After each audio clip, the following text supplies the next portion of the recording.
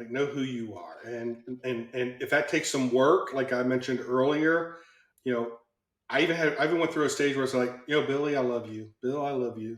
Bill, I like you. Those are hard words to actually do when you're talking to yourself. So find a way to accept yourself. Welcome to the Small Steps, Big Wins podcast. I'm dedicated to helping you take control of your life. Together, we'll explore practical tips, expert advice, and inspiring stories to help you overcome obstacles and achieve your goals.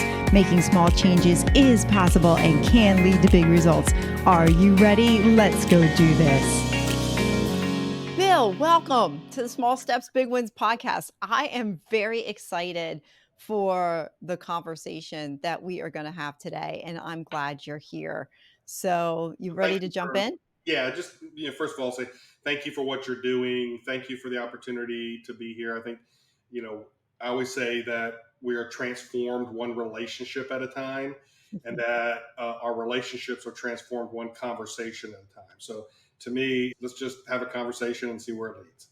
Sounds like a perfect plan to me. And, let's jump in. You have a very interesting story from what you shared with me. Walk us through the early days of your career and what led you up to where you are today. Yeah, there's a lot of story there. So the Cliff Notes version, I grew up, outside of Baltimore. I was the minority in my neighborhood, and I often tease people that, I loved where I grew up, and I didn't know I was white for a long time. So it was just, we just enjoyed each other. It wasn't all the world we live in today. But my first job was I actually delivered newspapers. I don't even think anybody delivers newspapers today, but I've got some age on me. It was in the '70s, and but really had an ethic of work. Growing through my whole life, and early in my career, I was very blessed to be a part of a company that's actually no longer in existence, similar to True Values and Ace Hardwares. Today they've got the big box Lowe's, Home Depot stores, but I was a buyer for that company. I learned so much, and I got to hang out with the president of the company, and I didn't even know what mentoring was, and until it was over, and I realized I was mentored, and I was coached and I was led up. I took a really weird turn in my late 20s, just before I turned 30, into the nonprofit world, and I was an executive director of a college training school in Washington D.C. for many years, and it took a lot of the business acumen I learned in my 20s and in my 30s. Really had a chance to be a part of something very special, which allowed me to travel the entire world, honestly, and but also opened up the need that leaders had, and just conversations. I would be in an event speaking, and the sponsors of that event would say, "Hey, how is it that you get to travel this much? You're in your office 3 or 4 days a week, and then you're traveling 3 or 4 days a week." And my whole thing was, that's just natural. And their response was, "I can't leave my office for 3 or 4 hours. Like, how do you do that?" Mm. And so it turned into informal coaching, consulting conversations. And in my heart, it is, see a need, meet a need, serve people, solve problems. And so for me, I would kick back and, well, maybe I can come back and meet your staff, and we can talk about expectations, and we can talk about the structure of your organization and all those types of things, which in 2006 turned me into seeing a need for executive outsourced leadership. And today, what is Thrive is what started in 2006. We're still, focusing on strategy that gets executed, high level leadership conversations, and outsourced executive leadership. And today we call that a fractional COO, Chief Operating Officer. And, it's led me here to great experiences serving lots of companies all across the country in unique and different ways. And today we have a small firm, and it's no longer just the Bill Simmons show. Wow. That's a cool story. Yeah. And I can hear the enthusiasm in your voice as well, that you really do love what you do and you really do want to serve the people that come to you, that are around you. So it sounds like you took those small steps back in 2006 and continued to turn those small steps that seemed insignificant at the time, but turned out to be a game changer for your business. Yes? Oh yeah, absolutely. Faith is a big deal. I always say it doesn't matter what your background is. If you're an entrepreneur, it's a journey of faith because you say, "I believe," and then you're like, "Man, I hope. I really hope I was right." And the good news is, this has not been a side gig for me. This has been my livelihood in all those years, and now we have a small team of about 10 or 12 people, and it's bigger than me, and I think that's a big deal about vision. I think we're all meant to be a part of something bigger than ourselves, and then that's the case. We have to build something that's bigger than ourselves. It can't just be us. Yeah, and was that kind of the small step that you discovered back then too, that you realized that there's something bigger than you and to Well, go yeah, after it? absolutely. I think when I first took on the responsibilities, and even back in DC in the late '90s, running the campus and being the executive director of the nonprofit, you realign your values of what's important to you, what's not important to you, what are the hills you're willing to die on, and what are the hills you're Mhm. not willing to die on, and you make decisions. I often say, we're blessed, but at the end of the day, in those younger days, I often thought, well, I could make more money doing certain things, but I was more interested in the experiences I was creating for my family and those involved in our outreach. You make a good point, like, it's not always about the money, and when you start chasing the money, it doesn't really satisfy you anyway. Instead, just go chase what you feel that's deep down in your heart that you wanna go chase, that's what you're going after. So, I've talked to a lot of people, and that tends to be the theme, that money came 3rd, 4th, or 5th, and when they actually went and did what they loved, the money followed. Entrepreneurship is often a roller coaster ride with ups and downs. Could you share a pivotal moment or 2 of when you felt like giving up in that? And how did you continue despite the difficulties? What got you through? Yeah, and I know we talked prior to this, and I'm really open and willing to be a little vulnerable here and just be honest. I often tease and joke that if you're not bipolar before you start a business, you will be after, right? It will drive you crazy, and you'll one day be on top of the world, and next day like, what in the world did I do and get myself into? And I'm certainly wired that way, and I just didn't deal with, and had cracks in my armor that sooner or later, that as the stress of being a leader came upon me, I had what I thought was a good capacity and good skills to meet those leadership needs. But under crisis, the cracks are exposed, right? And my cracks got exposed, and I became a workaholic, and I started leaning in on things that I shouldn't lean in on, and relationships that I struggled with, and all of those things. So I just felt like a winded boxer on the mat, out of breath, thinking I can't take this anymore, and experienced a lot of discouragement and depression through the years. But in 2013 really hit the ground where I wasn't sure I was getting off the mat. I call that my first nervous breakdown. And I didn't know it was the first. I just thought it was a nervous breakdown. But it put me in a position where I wasn't my best version of myself. I I had overextended my leadership capabilities, working all night, trying to solve everybody's problem. I think, some entrepreneurs, I don't think all, but this one, I will admit, I have a bit of a messiah complex. I want to be the savior. I want to be the fixer. And when all of a sudden I'm in situations that can't be fixed and can't be saved, man, my Mm. identity was just getting tanked and it was being brutalized.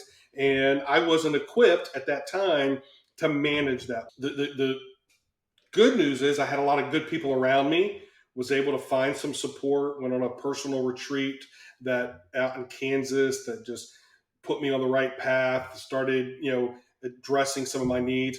But really, if I'm honest about it, Sue, I was superficial about it. I didn't know it then. Mm. When I look back, I was still reacting to what had happened to Mm.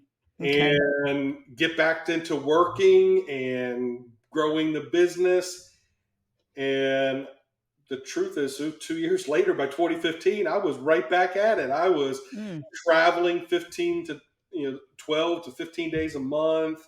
I was overextending myself. I was trying to solve too many problems. and I was unable to cope with it. And that's when we had the second nervous breakdown. I think, well, Mm, I didn't know I was going to have a second one. I didn't know I was going to have a first one, but I will tell you, it was the 2015 where I really hit rock bottom. I had contemplated that this life was probably not worth living, that I was never going to be able to meet the demands that I put on myself and really cover up the insecurities that I've been carrying most of my adult life and hadn't been mm, addressing. Mental health is an ongoing challenge. But I feel here now, 8 years later, at a much different place.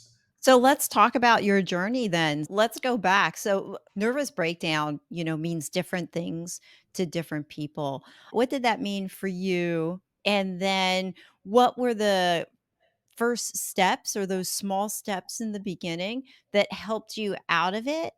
Yeah, so I think I say maybe the 13 experience was the pregame, Mm, and 2015 was the real game, right? I had, again, just crazy workaholic issues, had other kinks in my armor that, just addictions and issues that I wasn't dealing with, insecurities, bad mind, trash talk in my head. Bottom line is that I felt rejected and unloved. mm, Just that's what it comes down to. I think I felt rejected and misunderstood.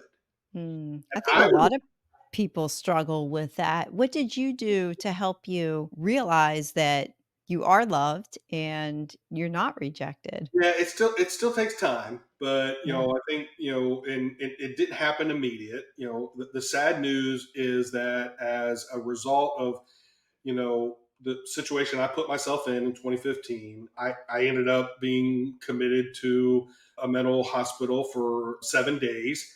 That was extremely humbling for a control freak. Mm, I have lost so much control that they have put me in an ambulance and they are taking me away somewhere. Like wow. that was humbling.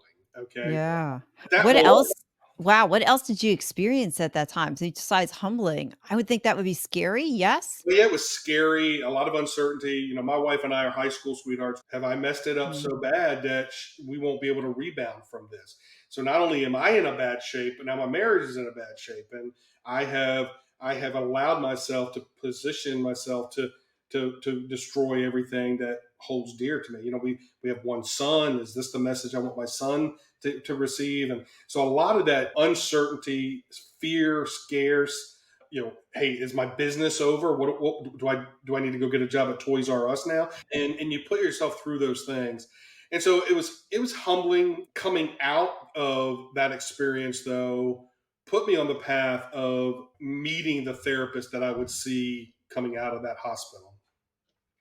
And I will tell you that what I have told her many times. I've told her that she saved my life. mm. The very, I may not quote it exactly because I hadn't thought about it and wasn't probably as prepared as I should be, but I remember the very first time I sat down with her, she said, "We will not allow your worst moment to be what defines the rest of your life." Wow. What a powerful statement. And here I am. It's funny. I'm sitting here at my desk, and this is just made up in real time. This is the journal I took into that room with her, and actually wrote those words from. And so, yeah, it's impactful. And we all have different faith backgrounds. I'm just going to say, God put people in my path, and Mhm. this therapist was one of them. There's many. Since then, she has tried to fire me a couple times and say, Bill, I'm not sure you need to come. I think you're doing really, really good. And I'm like, no, I'm on the lifetime plan now. This is a part of my maintenance. I want to, and plus, I don't want to have to make the phone call. I need you again. I just want to have you, Yeah. in my life, Yeah. and doing that. I remember going to my son after I got out of the hospital, going and having a meal on a Friday night together, and being broken that he's had to see his dad like this, and Mhm. the truth that I can't actually handle everything, and that Yeah. some of the things in my life are not what they seem to be. How And old was he at the time? Your he's son? an adult, so at that time, Okay. he was probably early 30s. I had to do the math real quick, but around 30. But he sat me down, and he used my words against me. He said, "Dad, you've always said that relationships are like bank accounts. If you make enough deposits, the withdrawals won't bring pain. Mm. He said, whatever you have to say to me, say it, because I'll get a little emotional. He said, no person has made more deposits in my life than you, Dad. There's nothing, Aw. nothing you can do. And so, like, you're thinking, How like, did that? did I raise this boy? This is my son. Did I raise him? Like, like what? I don't deserve it. I was just ready to ask, how did that make you feel at that Well, moment? I'm here 8 years later telling you the story. Yeah, I mean, right. impactful, right? You're thinking, you know, God put people in my life to say, this is not going to be, this situation is not what will define you for the rest of your life. You Mhm. start my son saying, Dad, you taught me to accept, and I'm going to pay it back to you today. Wow. I'm gonna, That's powerful. and That's so relationships are, I mean, there's pathways to health and recovery, and we need probably, if we have time, we'll be able to talk about those. But yeah. relationships matter the most. I have a good friend called Rick. At the very in those early stages, even in 2013 and then 2015, when I felt I was isolated and alone, and no way that I would bounce out of this. He was the one who texted, called, said, "Let's go get something to eat." Whatever those things were, and really, created space. Because when you think you are unwanted, when you think you are misunderstood, you don't know who to reach out to. And Mm. having some people that will reach out to you is important. But I would also, people would say, well, how do people end up homeless? And there's a lot of conversation with the world that we live in today. But I often say most people don't end up homeless because they're out of money. Most people end up homeless because they're out of relationships, because eventually Mhm. somebody would not take them in.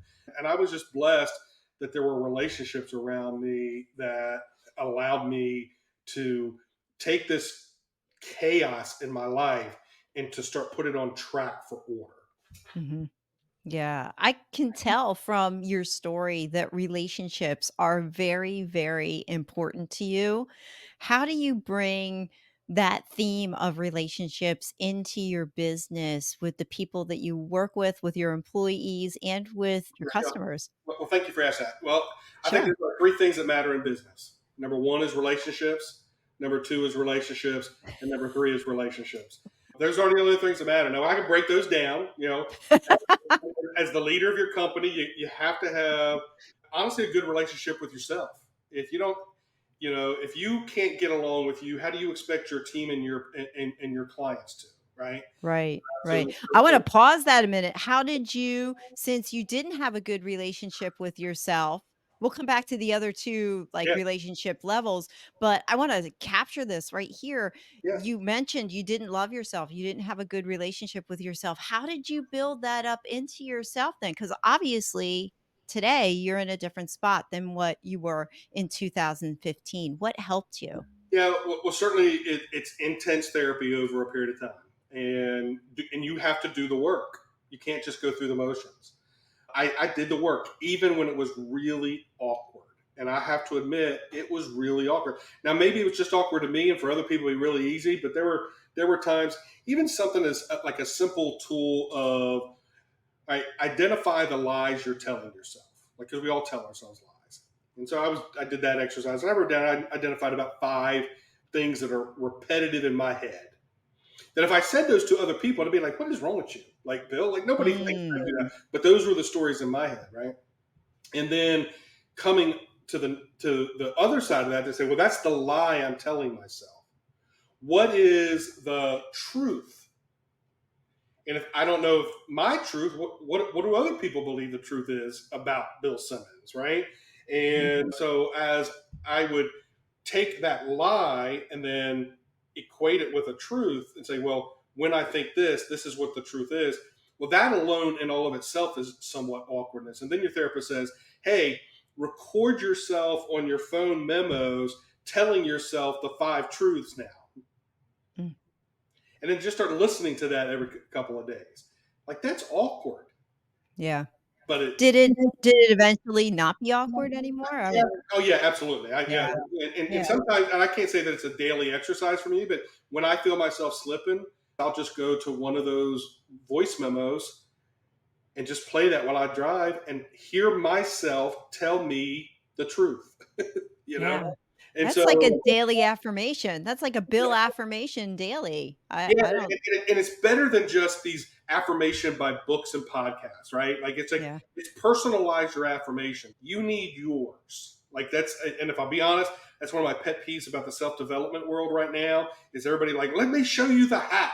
There are no hacks. You've got to do the work. Right. Like do the work. There might be some more efficient and effective ways to do something, but let's get rid of the hack mindset. And then here's my top 10 affirmations. Why don't you use them? No, let me help you determine what your lies are.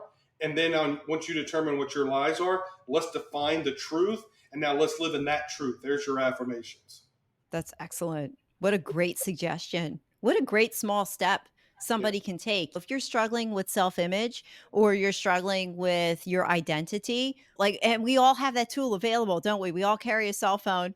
You all have a memo Yeah. thing that you can record on your cell phone. Tell yourself 5 truths. I think that's a great small step.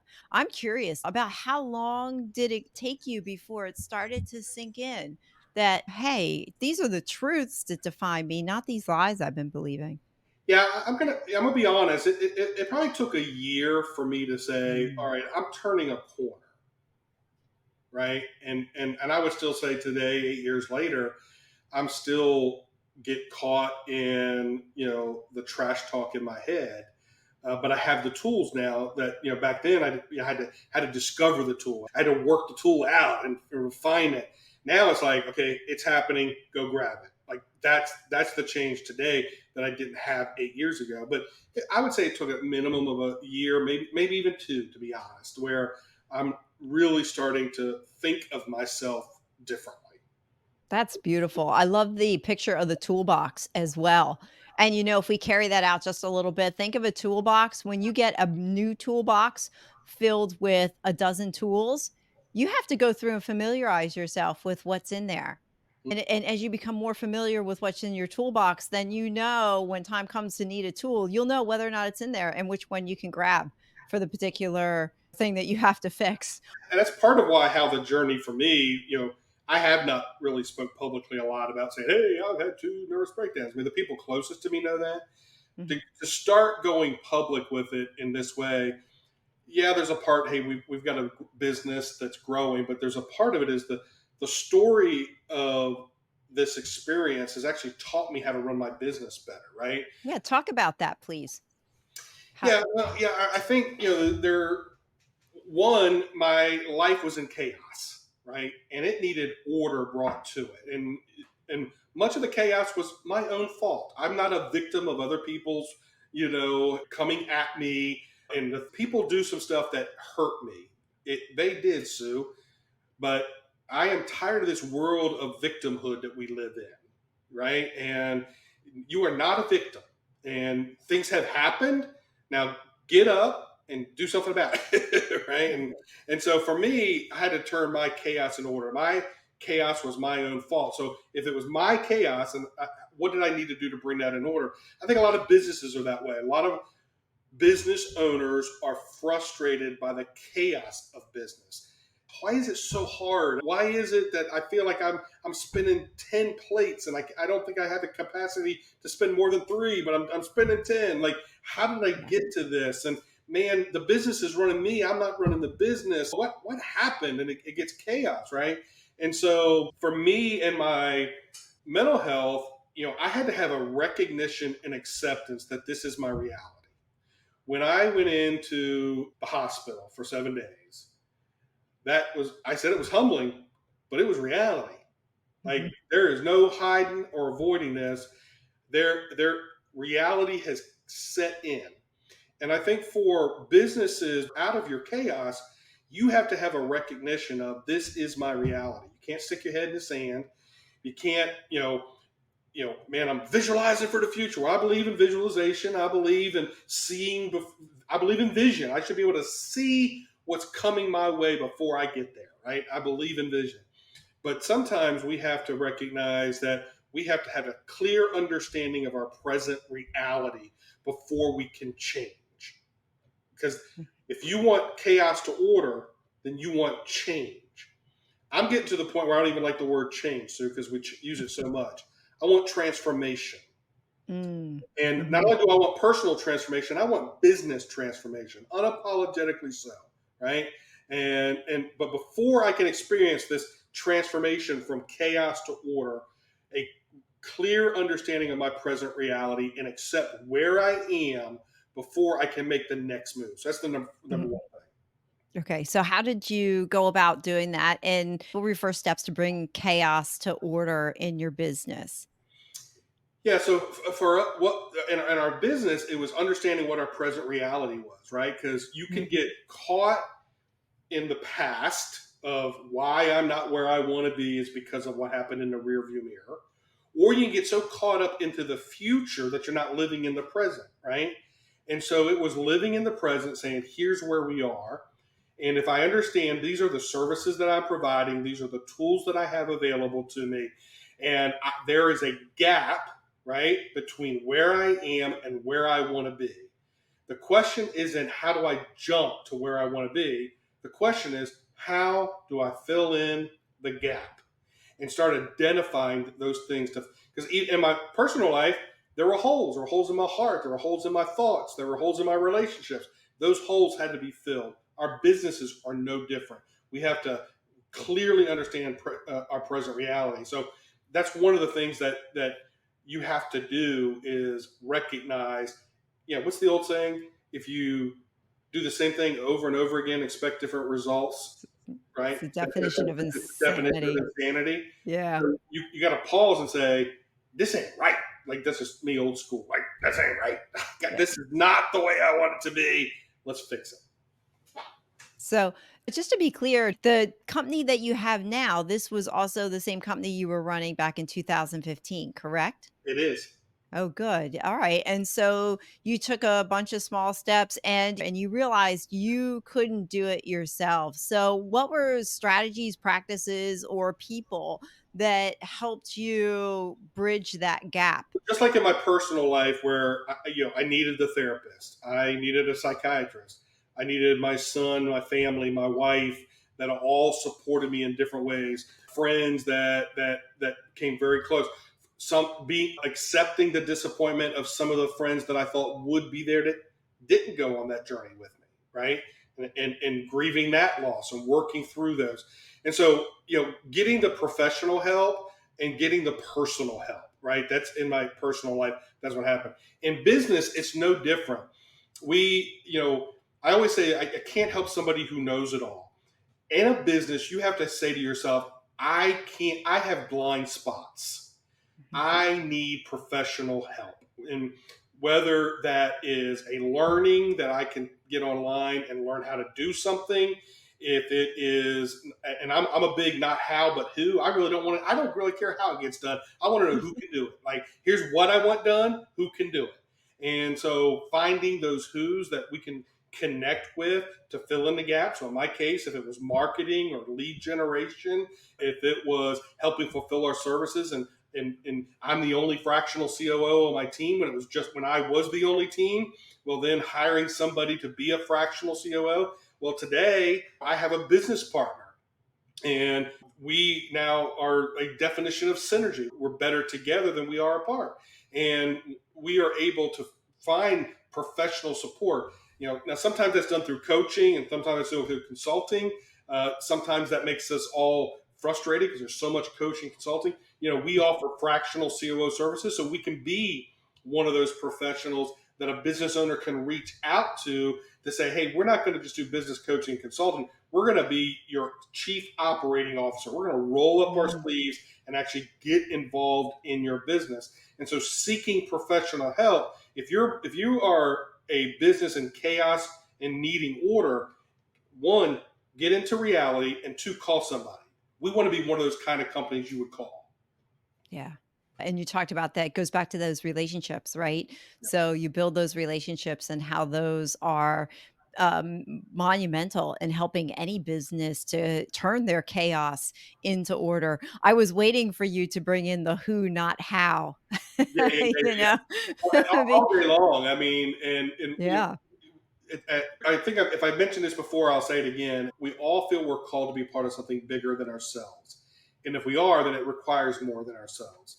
So it really isn't what else can I do? It's got to be like, who else can do it? Because if I'm building a tribe, if I'm building a team, if I'm building a coalition that's going to take on this together, I can't be the all in all. Right. Right. And no one person is gifted in everything anyway. Yeah. And I fall into that category. I used to believe that I was the savior for everybody. And I used to think I was the person who go and fix everybody else's problems. And at some point you realize, you know what, I can't be everybody's savior because I can't do everything. And it's also very humbling when you realize that you can't do everything. But when you're the one that so many people come to solve their problems, it's hard to admit where you got problems and like, who do you go to? Right? Right. It's the circle Yeah. is closer. And a lot of entrepreneurs and business owners feel that way, right? And that's why we're, out of my own life experience, but also in our business experience, is how can we be a resource to business owners in such a way that we can build high capacity relationships that will help transform their business. And can we be that professional support that doesn't have to figure it out but can bring competency and process right into your company? My therapist didn't have to go figure out how to help me. She already knew how to before I walked in the room. We want to be the same way when a business owner reaches out to us to say, listen, I have confidence we can help you. We've been here before with other people. Yeah. So in your business, are you just based locally or do you do national? How Yeah, does your yeah, it's a national footprint. I live in Greenville, South Carolina. My business partner Kai Bailey is in Marietta, Georgia. We have team members throughout the Southeast and all the way to the West Coast and Seattle, Washington. So our team is spread out and our clients are spread out. So we can service any company across the country. That's great. How does that make you feel that you're not just stuck in one location? I love it. I have had to adapt at this age and stage of my life that I spend so many meetings in front of Zoom because I've never been a person who just stayed in his office all the time. And there are days I have had as many as 7 meetings, 8 meetings in one day, and I'm like, I've got to get out of this house. So that's just kind of the personal piece of it. But again, I love the time that we live in. We're able to do something today that we could not have done even 10 years ago. Now, I was doing outsourced executive leadership in 2006, but I was going on site. I was traveling all the time to be on location for a couple of days a month at different organizations. Oh, no, that's nice. Do you get a chance to do one-on-one with clients from time to time? We do. Or There's some clients. I'm not doing as much service delivery as I used to Mhm. because our team is more involved in that. I'm trying to focus on marketing and sales and creating interest in our services. But there are some clients that I may end up once a quarter on site with them, working on high level strategic efforts for the quarter. And so part of how we deliver our services is to make sure planning is alive and it's living and it's breathing and we're interacting with it on a daily basis so that we can move the business 90 days at a time. And so my life, there had to be some plans developed. Our job as fractional COOs is to really focus on how do we develop the right kind of plans to help run your business 90 days at a time, because that's how Oh, canvas nice. turns into water. Nice, nice. So in what you do, what's one or two things that you thought would be hard about your business, but really turned out not to be? And what were some things you thought would be easy and that they actually turned out to be hard? Yeah, I think I'm somewhat of a realist. It's hard for me to answer both those questions, but the reality is that there are a lot of people interested in delivering the kind of service we deliver. And so I get a lot of interaction with people saying, hey, I would love to be a fractional COO. Is there any space in your organization for us? And so we love building those relationships. I probably underestimated how many people would be interested in working Mhm. alongside of us, if that makes sense. And so we're creating a bullpen of people that we think may fit our core values. And it's kind of like, hey, as the business comes in, we're able to draw those team members onto our team. As far as what was that I think would be easier and found out harder, I don't know that I thought lead generation would be easy. I just didn't think it would be as hard as it is, if that makes sense. And it is a never ending endeavor, right? If you want a growing business. And we're learning from successes and from mistakes all the time of what it looks like to help our story be put out in front of people so they can say, oh, that's a resource I didn't know about. And man, I should call Thrive. I should call Bill. I should call one of his team members. I mean, we don't want to be the best kept secret in the world. So I think I probably underestimated how easy it would be to just keep getting clients. But it's an everyday effort, every day. Yeah, that makes perfect sense. If you could go back in time to your younger self and give yourself a message, what would you tell yourself and why? So I want to make sure I understand how young are If we going? that's your choice. It is an open-ended question. You know what? I'll go back to the childhood, Bill, and I would remind him that he is always loved, he is always accepted, and he can accomplish anything he puts his mind to. That's beautiful, actually.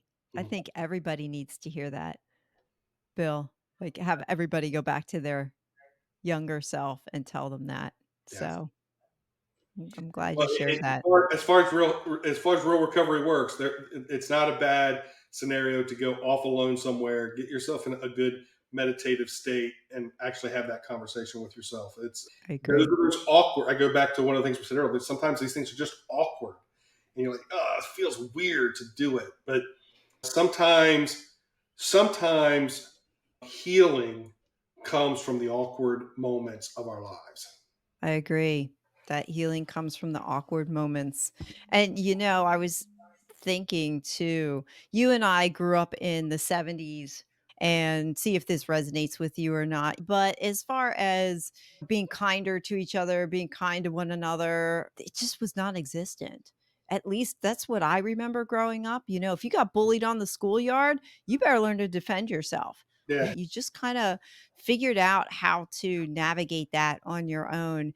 And I have to wonder that a lot of us today who are in our, late 40s, in our 50s, we're struggling with these things that are coming out now because there was no framework for it back then. Because I would imagine, like, your story resonates with me because I hear a lot of my story in yours. I wonder how many others are feeling the same way versus what's out there today. Yeah, I'm certain. I think that's why we have to understand the power of our story, right? And I think sometimes our Mhm. stories are like pearls. My mom had pearls, but she didn't wear them every day. It's kind of weird to wear pearls every day. Why? Because pearls are meant for special occasions.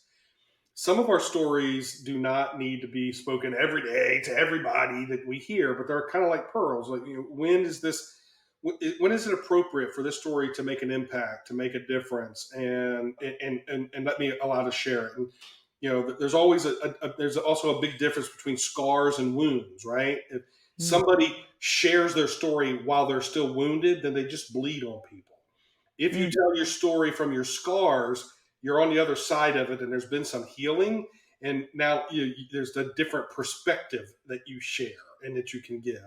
And so I think that our culture, certainly early on, like you mentioned, we didn't know how to equate our stories to the other avenues of our life and the impact.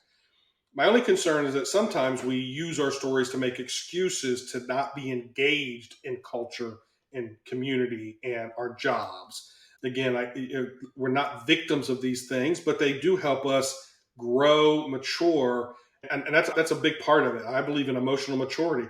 I know there's been a lot of writing around emotional intelligence for the last mhm. 5 years. I've never fired somebody because they weren't intelligent, Sue. I've fired people because they weren't mature. I need emotional maturity more than I need emotional intelligence. So Yeah.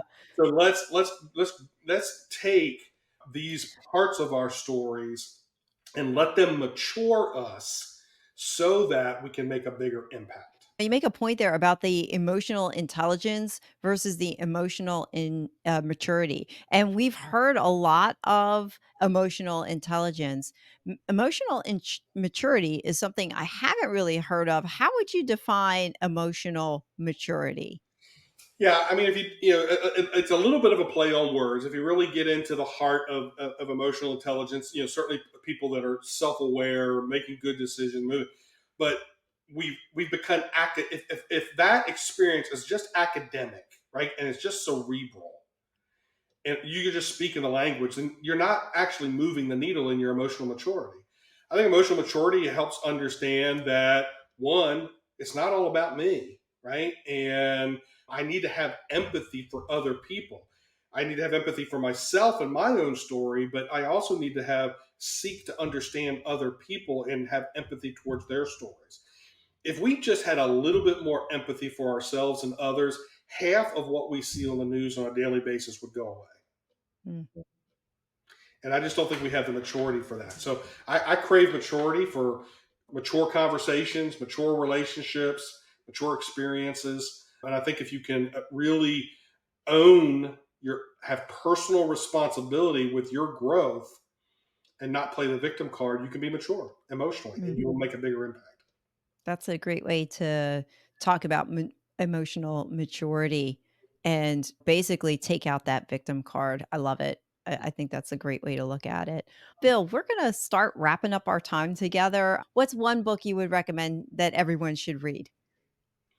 One book that everybody should read. Well, I'm going to tell you, my favorite book's the Bible. So and again, people have all kinds of different experiences. I have a lot of other hit list books that I say, you man, read this book, read this book. But I believe that the Bible is more than just a historical book. I believe it's more than just a practical book. I believe it's a spiritual book, and I believe if you read it with those three lenses, it can impact your life. Great. Beautiful. There's nothing wrong with that. I've always stuck in Proverbs for a Yeah. while, and there are 31 Proverbs, and there are 30 or 31 days in a month. So Mhm. if you read a proverb a day for the rest of your life, I believe that is all you need to get your beliefs and your convictions in order, in the right place. Agreed. So If nothing else, you'll have common sense. yes. Oh, and a lot of practical common sense. Yes, absolutely. How many problems could be solved or avoided by just spending time in Proverbs? Even if you don't believe in God, Proverbs is still, I still think everybody should read Proverbs. From your story, what's something that my listeners can do today that'll help them change their tomorrow? What do you want to leave us with? I would say that get a view of the real you. Like know who you are. And if that takes some work, like I mentioned earlier, you know, I even went through a stage where it's like, Billy, I love you. Bill, I love you. Bill, I like you. Those are hard words to actually do when you're talking to yourself. So find a way to accept yourself. And if you can accept yourself in who you are, you'll go further in your life and you'll accomplish Mm, more and you'll influence more people. I love it. Bill, thanks for your time. I Absolutely. really appreciate it. How can people find you, reach out to you? Yeah, a couple things. On just about any social media, you can use the handle Bill Simmons Live, Live. That's Facebook, LinkedIn, Instagram, all of it. Bill Simmons Live. You'll find me there. As a company, thrivebusinessoperations.com. And if you have a company where there's a visionary and a creator, founder of the company, they're in a growth spurt and they really need to get their business operations aligned for that growth, we would love to have a conversation with you. Perfect. You guys are the integrators. We are You are fractional COO integrator, very similar. What Traction calls EOS, we call our Thrive Ops Cycle. So absolutely, we are an EOS solution, an alternative. nice. All right, Bill. Well, thanks so much for your time. I Yep. appreciate it. Well, thank you. I appreciate the work you're doing. Keep it up. Oh, thank you. Will do. All right. Thank you for listening to another episode of the Small Steps, Big Wins podcast. I value your time with me, and I seek to make every moment count. In order to make lasting change in your life, listening is usually not enough. So I want to ask you, what practical steps are you going to put into action today as a result of listening to this podcast? Remember, any step, any action, no matter how small, starts your journey to a big win. And if you're not sure where to get started, reach out to me and let's have a conversation. Until next time, love yourself, then love others. Peace.